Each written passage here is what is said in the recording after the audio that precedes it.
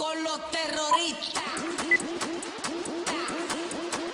Good morning, good afternoon, and good evening. I'd like to welcome you guys all to another Lions Leadership Program. Just to formally introduce myself to the people that does not know me yet, my name is Herbert R. McCod, and I'm the founder and president of Lions Leaders in Organized Networking. Now, our topic for today, we're going to be talking about momentum.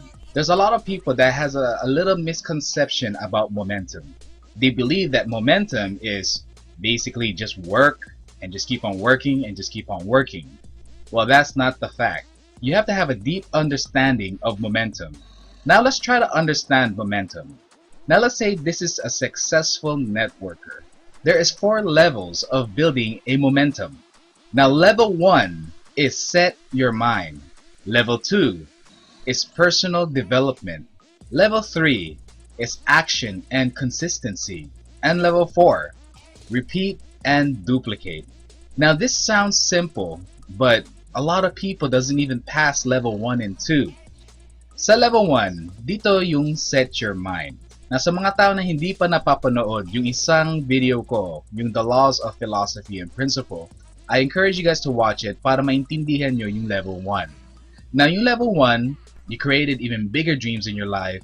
Binago mo na yung philosophy mo, yung pag-iisip mo, yung principle mo, yung pag-govern mo sa sarili mo, mas nagiging mas maayos, at yung values mo, at yung image mo sa mga tao at tingin sa'yo, mas mataas na.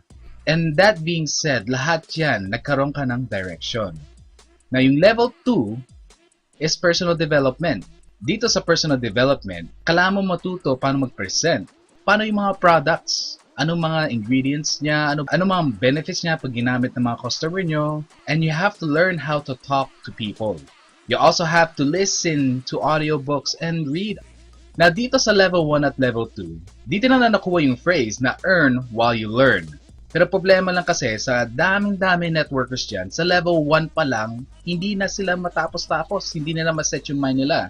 Yung level 2 din, hindi nila mapag-aralan paano mag-present, ayaw nila magbasa ng libro, ayaw nila makinig sa mga audiobooks, ayaw nila pag-aralan yung products, ayaw nila pumunta sa product demo. Takot na takot pa sila magkausap sa mga tao. So doon pa lang, pilay na sila. Hindi sila nag-build ng momentum. If you really want success in this business, yung level 3 at level 4 is where you have to keep building that momentum. Now yung level 3 is what we call action and consistency. Dito na malalagay lahat ng pinag-aralan mo sa personal development at sa pag-set ng mind mo, dito mo na ibubuhos lahat yan sa level 3. Dito ka na magko-commit, dito ka na magkakaroon ng integrity, kung paano ka usapin mga tao, yung dedication mo, yung perseverance mo, lahat yan. And from level 3 hanggang level 4, dito, repeat and duplicate. Paano yung repeat and duplicate? Simple lang po yan. Dito ka na magte-train. Lumalaki na grupo mo, nagte-training ka na, nagme-mentoring ka pa. The difference between training and mentoring is so simple. Regardless whether they get it or not, matuto sila o hindi, maging successful o bumagsak, wala kang pakialam dun. There's 2 different categories in teaching, is training and mentoring. The difference between mentoring is more personal. Basically, may accountability. You are accountable and responsible for your downlines or for your group's success. Kaya the difference, training, walang accountability, mentoring, may accountability. And the last is go back to basic. Anong go back to basic? Go back to level 1. Once pumunta ka na sa level 4, i-repeat mo lang lahat ng ginawa mo. Set mo ulit yung mind mo. Magkaroon kang bigger values, bigger dreams, principles, direction, and philosophy. You go to level 2, level 3, level 4, then you duplicate all the stuff you learned again down to your group kasi mas marami na alam mo, and then you repeat the whole process over and over and over again. Ganyan po ang networking. Ganyan po mag-build ng momentum. Hindi lang puro hataw. Magkakaroon ka ng mga grupo, ang damang pinasok, pero hindi mo masusustain, hindi mo ma-retain ang network mo. Eto, tingnan mo yung picture nito. Ito yung picture nito sa City Center, Las Vegas. Now, can you agree with me? This construction site is basically, before yan. Ito, yung pagkagawa ng city center dun sa Las Vegas, after to. Before and after. Now, most of you guys could agree with me na ganyan. Hindi talaga before and after yan. The real truth of the matter is, yung before is the picture that you see in the back, yung maganda, at yung after palang yung construction site. Bakit? Kasi before, they even got to build the building, inimagine na nila lahat yan, naka-layout na po, lahat ng plans yan. Yung blueprints po niyan, mga electrical wires, mga semento, mga measurements of per floor. I could go on, pero lahat yan, bago muna tinatag ang foundation ng city center, lahat yan gawa na at tapos na. Natanong ko sa inyo, hindi bara-bara ang negosyo. Kailangan, bago ko muna kayo magnegosyo, kaya nga may level 1 at level 2, is para maayos nyo ang plano nyo, matatag nyo ang foundation nyo, para one of these days, you will construct and build your own network. Now, personal development is very important in this business. Kasi kung wala kang personal development, you won't have power. Because everyone know that knowledge is power. Now, leaders are not born. Leaders are made. Now, let me give you a little story. Sa mga ibang tao dyan, I will prove to you that you are a leader and you are a champion. I'm gonna give you a little story. Isang gabi, umuulan. Yung nanay mo, mga magulang mo, nanay at tatay mo, nalamigan. At syempre, sa lamig ng panahon, nag-love making. Sa loob ng love making na yan, biglang nagkaroon ng the biggest marathon history in the whole entire world. This is where history is made. Imagine mo, sa lahat ng 1 out of 5 million competitors mo, paglabas mo sa testicles ng dad mo, and there's only one egg, and there's only one sperm cell that could actually get into the egg. How I imagine this is basically, there was like an epic battle just to get to the egg. And imagine mo, ikaw ang champion nun. Ikaw lang ang nakapasok sa egg. And that's how you are made. And that's why you are a winner and you are a champion. Don't let anybody tell you different. The 5 fundamentals of learning. Average people don't use the 5 fundamentals. Now, the genius people uses the 5 fundamentals. Sino ba mga tao na gumagamit ng 5 fundamentals of learning?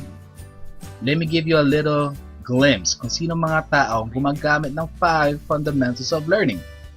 Wow, yes, this is our idol, Pacquiao. And sino pa yung next idol natin? Si Mayweather. Yeah, although hindi maganda ugali niyan, he still uses the 5 fundamentals of learning.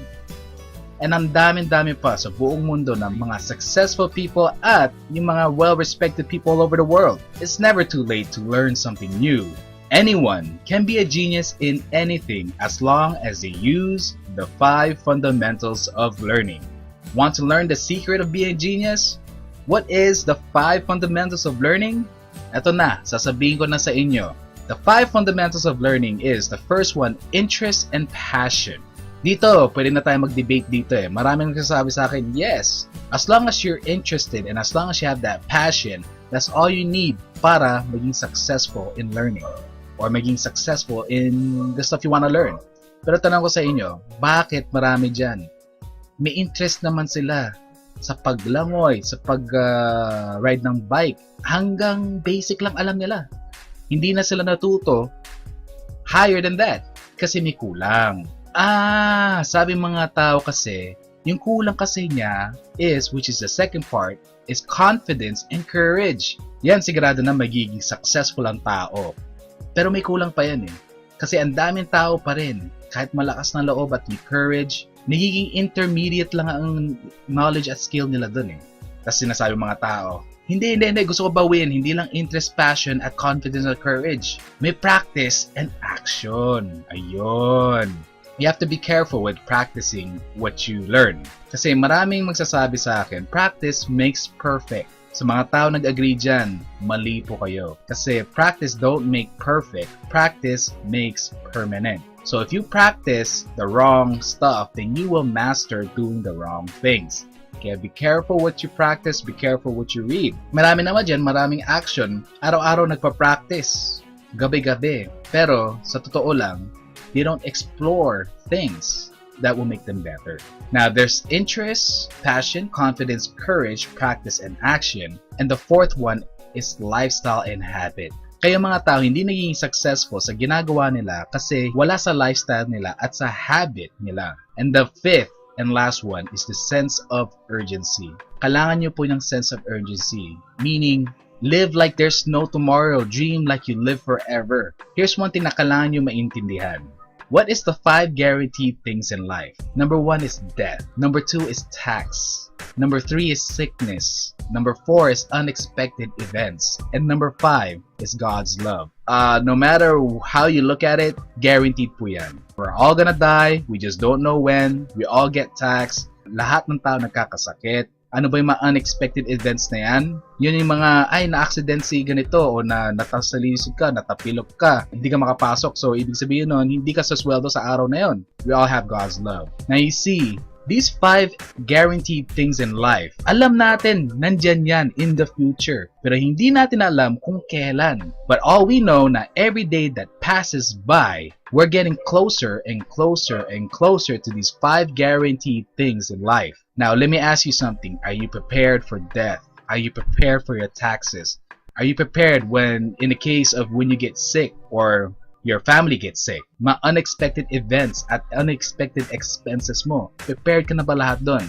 Pag hindi ka prepared dyan, sabihin ko sa inyo, you are in trouble. Now, here's the thing. Here's your future. What are you doing now? Take action. That's why you have to get that sense of urgency. Personal development does not stop in 1 book or 3 books or in 1 seminar or 2 seminar. Ang dami mo pong libro kailangan basahin.